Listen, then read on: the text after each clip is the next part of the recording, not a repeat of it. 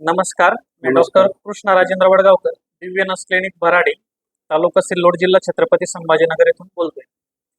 आमच्याकडे शेगाव, तालुका शेगाव, जिल्हा बुलढाणा येथून गजानन बोंडे नावाचे एक पेशंट आले होते, जनार्दन बोंडे.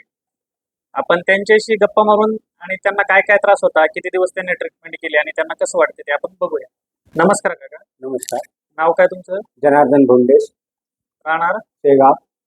बरं. काय काय त्रास होत तुम्हाला? कमरेमध्ये न दबलेले होते 4 ठिकाणी. बरं.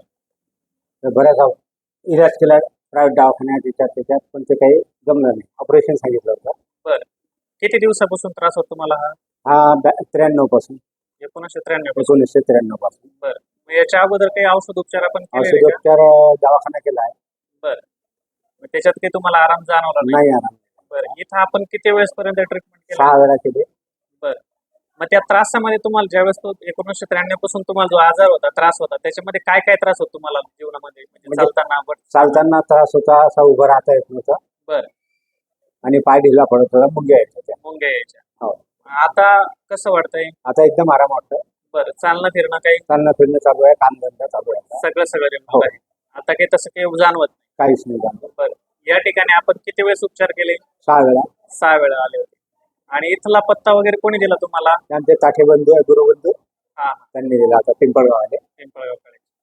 ठीक आहे. मग आता परिपूर्णपणे बरं वाटतंय? एकदम बरं वाटतं. बरं. आमच्या पेशंटसाठी काय सांगणार बरं तुम्ही? आमच्याकडे उपचार कसे आहेत?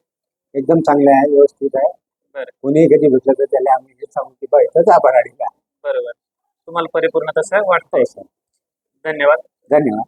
यासारखे असंख्य जे पेशंट आहेत की ज्यांना कमरेचा गॅप, मानेचा गॅप, सांधेवात, नस चोकअप, नस दबलेले असणे, की असे पेशंटला बाहेर ऑपरेशन शिवाय किंवा मग स्टेरॉइड वगैरे घेतल्याशिवाय उपचार नसतात, तसे पेशंट आमच्याकडे परिपूर्णपणे बरे होतात.